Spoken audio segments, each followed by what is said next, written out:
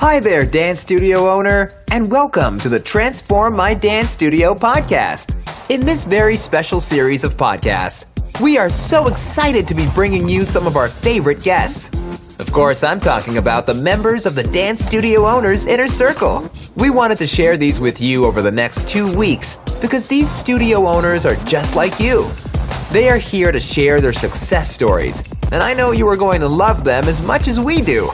Welcome back, day number 2 of Behind the Curtain with some amazing studio owners. I'm super pumped to bring you an amazing studio owner. She's going to probably blush when I say that. Devon Stone from Collingwood School of Dance in Ontario. Devon is amazing. She's been in our world for a little while now, recently joined the Inner Circle, and I was so proud of her at our New York retreat because she was voted by the group to get up and kind of walk us through one of her biggest things that she changed in her studio, which was kind of around pricing and her fee model. And she did just the best job. Devon, I'm so glad that you're joining us. Thank you. I appreciate your time today. Thank you for having me. So tell us, Devon, how did dance come into your life and why did you decide to run a dance studio? So I actually started dancing because I had like flat feet, fallen arches, and the doctor told my mom to put me in ballet. Then fast forward, when I was 13, I went away to a ballet school. So I left home and trained professionally as a ballet dancer until I was 18. And when I graduated from high school, I realized that I didn't want to perform. I wanted to teach. So I went to the School of Alberta Ballet in Calgary and graduated from their teacher training program. And I taught at a few studios in Toronto, Ontario. And then at 23, I was living in Collingwood, and I had a handful of dancers and parents say to me that I should open up a dance studio. So with that, I did. There was only one other studio in the area and a couple studios about 15 minutes away. And within 3 months, I put together a business plan, got a loan, and started running a studio. I love it. And so how long has the studio been running now? And what have you found, like what were those challenging things up front when you opened the business that you were like, oh my goodness, I didn't even think about this. Why didn't I think about this? So we are in our 11th year right now. I guess the biggest thing I will say is when we first opened, I wanted the name Collingwood School of Dance, and there was a mother that had something in town called the Collingwood School of Dance, and she hadn't been running it for a few years, but I thought like, oh, whatever, like I know she had the name, but I'm just gonna go with it, like she's not using it. Well, she ended up suing me, and she won. Wow. The name was registered under something she had.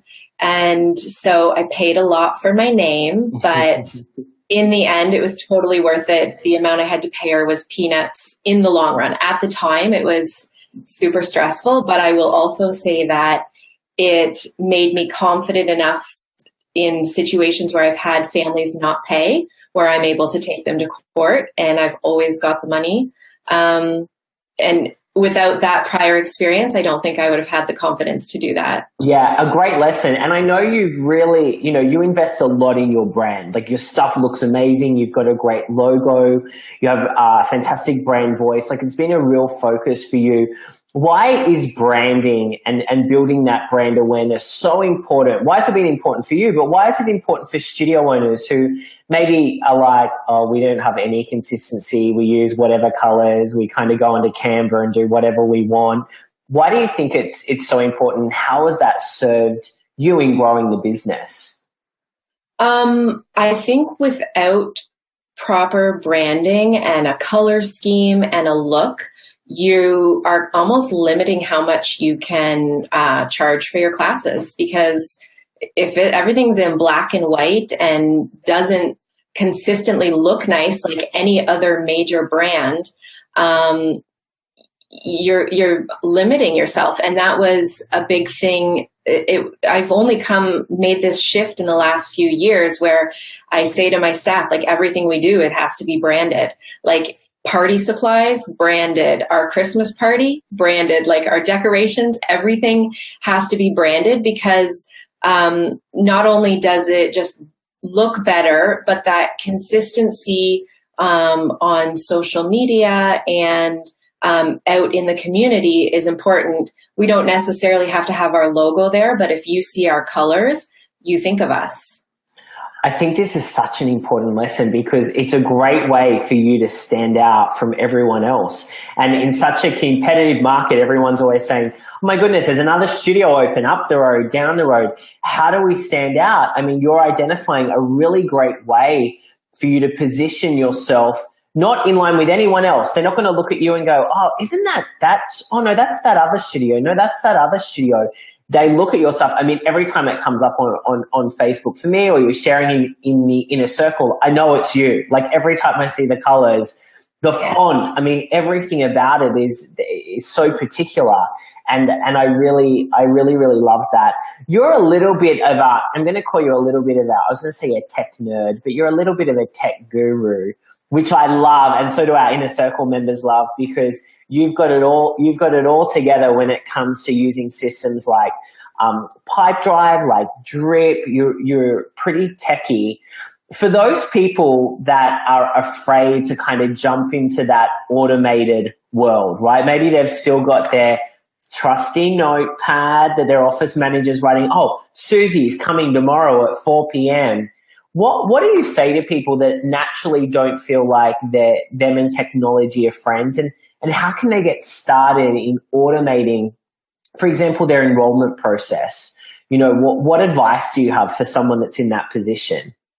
So it's going to be uncomfortable in the beginning. Like, you're going to be dreaming about the things you're learning. You won't be able to turn that off, but that learning curve is an important part of the process. And like, I feel like I have so much more time because I took that time to implement it. My staff can work on tweaking and just following up versus manually tracking everything. I do have my Doffy likes everything written out. So I have my admin person that's there during the day. She's trained on using Pipedrive and Drip and connecting those things. And then she just sort of does a printout for my Doffy so that she's still got her paper that she can make some notes on and stuff. But like, you can't grow your business without having the automation. You can, but you're going to be literally working in your business all the time to do that. And letting the technology do it for you just frees up so much, not even time, but just creativity, right? You have more energy and availability to focus on other areas of your business, because that stuff can just run in the background. I love it. And you've touched on something really important there, which is, you know, giving you back that creativity that you might not have because you're so in and you have to do things. I find with technology, you've just said, like, you've got to really go in, you've got to learn it, you've got to feel uncomfortable, but you're going to come out the other end and you're going to have a system that works for you. Most importantly, what I love is you've just talked about 2 staff members that know their systems as well. Like, you can transfer and teach those systems so that you're not stuck. But if everything stays up here and on here, the notepad, it's very difficult for you to be able to scale your business. What else? I mean, you've had some great growth over the last couple of years. What else do you put that growth down to? Obviously, you're automating, you're putting systems in place. What's changed in terms of your team, maybe in terms of kind of your mindset? Because you've really stepped into a leadership role. I I've seen hugely since you've been working with us, but especially in the inner circle. Yes. So I have two teachers that work for me, and one of them is also working admin work during the day, and then I have a Doffy in the evenings.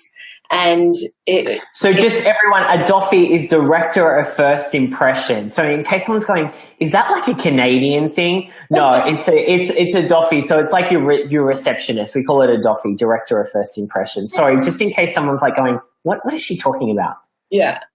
And so I actually had a challenge at the start of this year in February where I had talked to all of my team about our summer schedule and our summer hours. And one of them said, and she was a teacher that's been with me for years, well, I don't know if I can do that because it's going to conflict with my summer job hours. And I had a panic because I'm like, I don't want to do all the teaching. And so I brought it to the DSOA Facebook group, and one of the suggestions I got was to hire her during the day to do admin work. And automatically my first thought was, no way, I can't afford that. Like, I'm not doing that. And then I let the idea sink in, and I ran the numbers, and I brain dumped all of the tasks she could do, and how it would free up my time and allow me to grow the studio work versus working in the studio. And I thought about all the things that I had been putting off on doing, like the 90-day calls. And I started to get really excited. And I met with her at Starbucks and sort of said, this is what I'm thinking. And it was one of the smartest decisions I've ever made in my business, because she's happy. She doesn't have to work any other job. The parents like that they can call and come in during the day. And we're getting so much done. We've improved our customer experience. It's no longer a one-woman show. And my word for 2017 has been implement. And because of me having more time to implement, and also being able to hand projects off to her, this has been my most successful year in business. And I truly believe it's because I got help. Like during the day, she's there right now, answering phone calls. She's got a list of tasks in Asana that she just checks, and I get emails about them, and it's amazing. I love it. That's a great tip for everyone. How do you work with her to ensure that, firstly, things are getting done? And you've talked about Asana, which we love Asana. Are you checking in with her like formally, weekly? What's kind of your routine with her to make it work? Because I know a lot of people struggle. They bring someone on and they're like, I don't know what they're doing. They're not doing any work. So how have you stepped into that manager leader role with her? So I did have that struggle, and I did have that stress. So before I hired her, like I said, I brain dumped all the things that I wanted to do but hadn't done. The projects that I didn't like doing, the things that I wasn't comfortable with, but I wanted to have done. And I basically randomly assigned an amount of time that it would take to do those tasks. I put them into Asana. We actually have an admin project, and it's divided by daily tasks, weekly tasks, monthly tasks, yearly tasks, and then like miscellaneous or to do later. And so everything, she's got a list of things she does every day. She's got a list of things that she does every week, and then so on. So setting that up was really important, and also checking in on that, because it's changed a few times because I thought it would take this much time and it doesn't, or this project needs more time on a daily basis. So we've adjusted the times for that, but really I do most of it in Asana. We try to keep our communication in the Asana comments and conversations, but if it's urgent, she'll text me or we'll call each other. And then when I'm teaching twice a week, so we sort of have a little chat when I come in to teach on those 2 nights. Yeah, perfect. It sounds like you've got a great rhythm and you work through things. One thing I've noticed about you is that you're very solution focused. So there's a problem. I just want to also say I do a lot of screen share videos. Like at night when my son's sleeping, I start to do a job and then I'm like, wait a minute, I need to record this because she can do it next time. So I do a lot of that, and we have a list of links in Asana that she can go to see the videos. Sorry, I just wanted to put that in there. No, that is like such a great tip. And you're creating like that systems Bible of things so that, let's say, for instance, in a couple of years' time or in a year's time, maybe there's someone working under her or there's someone new that comes in. You don't have to start back at the very beginning again. And I think that's so crucial, because when a lot of people lose their doffy or their office manager or someone that's working with them, then all that stuff is transferred into their head, Yeah. and so you've got to start from the beginning. So that's a fantastic tip. One of the things that you said is you've got to feel uncomfortable earlier on. As you do new things, as you get into technology, as you keep scaling your business, there's more challenges, right? It's not like the problems go away. The problems get bigger, but you get better. And so I've definitely seen that with you stepping into that CEO role. What drives you and motivates you to want kind of more and better things for your students as you kind of grow and scale this business? Because I think the why is really important as the driver. So I am a single mom to an amazing 2-year-old, and he definitely is my why. I want to create an amazing life for us. I'm so fortunate that I have so much freedom with my time and my schedule in the studio, and I'm very grateful for that. I can financially support him and myself. So that is my base why for why I put so much into the business and into growing the business. And then I separated from my ex-husband in 2016.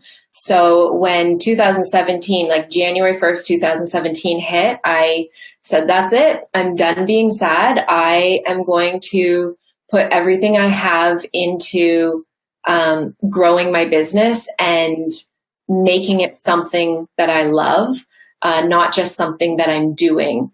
And so that was like a big mind shift, but it's given me something other than my son to be excited about. Like every day I'm excited to work on my business. Every day I'm excited for nap time because I get to dive into the computer and get some work done. And yeah, it's the passion and the excitement. I love learning new things, which is a big reason why I joined the Inner Circle. I just love all of the new strategies and content that you give us and the people we get to hear from. So that's probably, those are my whys. I love it. And it's so powerful. And I've seen the impact that it's had on you over the last little while that we've been working together. You've got a special studio, and I'd love for you to share with us a little bit about what you do inside of your business to make it stand out from every other studio in your area. How do you really make your customers, be wowed every time they walk into the studio? So we're really working on doing a lot aside from dancing. We have great teachers. We provide amazing training for our dancers. Our dancers are doing really well in their performances and exams and things. So my focus right now is on the community of our studio and our dance family. So we do popcorn and movie nights. We're doing a drop-in shop in December. We have studio sleepovers. We have CLI studios and interactive classes. We do, every month we do like a week of some dress up theme. We do a dancer of the month. So in classes, we hand out ballots for anything that a student does to stand out, even just having their hair done properly. And then at the end of the month, we draw our dancer of the month, and they get a t-shirt and their picture taken and a prize. So we're trying to build that community, and then in the hopes that it'll help with our retention as well. Yeah, great ideas there. And again, it kind of, you've got the branding, you're great on the student attraction, the marketing side of things, and then the nurturing through that process, through the systems that you've put in place, and then what happens inside of the studio. What are your goals for the business? You know, I've seen you grow it, and it's scaling, and it's getting bigger. I mean, what do the next couple of years look like for you? So I think my goals within the next year is really to grow the studio. We've done so well since I first did the class capacity forecast, and realized that things were not as great as I thought. So we've improved that, but now I want to get to, I want more numbers, just so that we can grow the business more, because my major goal in the next 3 years is I'd like to buy property for a studio. I've been leasing for going on 11 years now, and I feel like at one point it was a goal probably 5 years ago, but I'm in a position now where it feels like it's potentially attainable. So I'm planning for it. It'll depend on the market, of course, at the time, but it's a goal. It's one of those big goals, but that's what I'm working towards and excited about. So, super exciting. Devon, you've been in the inner circle now for a little while. I would love for you to share with our members people that are kind of watching and maybe thinking about applying. Who is the right fit for the inner circle? Because I want more Devons. I want more people that we have already inside the inner circle. And you've come to our live retreat in New York. You've been on the coaching calls and in the group. Who do you think it's right for? Definitely someone that's comfortable sharing. We share everything in there. We share the good and the bad, the beautiful and the ugly, in the group, and in the Facebook group, and in the live retreats. Like, everybody is sharing, even like at lunchtime, and when we're not actually in a training or something, we're sharing and giving input and giving ideas that we've tried that someone else can try and tweak for themselves. So definitely someone that is like, if you're going to hold back, then it's probably not the best fit. But if you're, we'll kick you out if you hold back and you don't engage. You won't last very long. Yeah, and I think like that's what I get out of it is just that everybody is so willing to help, right? There's no, I'm going to hide this little part because I don't want anybody else to know my secrets.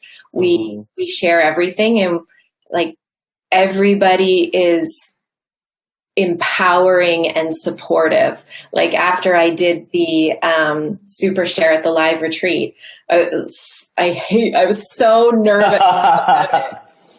But I got so much love and encouragement from the members after, and I had just met them that weekend, other than seeing them in the Facebook group. But that was such a big moment for me, and I really appreciated that from everybody. Yeah, awesome. Thank you for sharing that. It's important, like I said, that we get more of our current members inside of the group. Devon, let's wrap up. For a studio owner that's kind of listening to your journey and have heard the challenges that you've been through, and when you put like the stake in the ground and you're like, right, this is it. I want to build a business that I love. that has great income, that has great impact, where I can, support my little boy and make him have an amazing life, and also for you to be fulfilled, what would you say to a person that maybe in that challenging place that you were in and wants to get to the other side? What advice would you give them? You have to find your why. You need to know why you want that, because if the reason you want it doesn't line up, then you're probably not going to put enough into it. So I think that's the biggest thing, is finding your why, and then just hustle, just keep working for it, because you can do anything. Literally you can do anything. You just have to want to work for it. And I mean, it helps if you find something you love, because then you never work a day in your life. Exactly. 80%, I say, is the rule. 80%, 80-20. 80% love every moment. 20% might not be pretty good. But I think if we have the 80-20 rule, we're doing better than most people in the world, right? We're lucky as studio owners to be really able to have fulfilling. We can make a really fulfilling career, and a career that makes us money from running a dance studio. And you're a fantastic example of that. Devon, thank you. Where can everyone go to see your amazing branding that you've done on your website at Collingwood School of Dance? What's your URL that everyone can go and check out? So our website is collingwoodschoolofdance.ca. We hope you enjoyed today's episode of Transform My Dance Studio. To find out more about joining Clint and our industry-leading team in the Inner Circle, make sure you head over to www.dancestudioownersassociation.com/innercircle.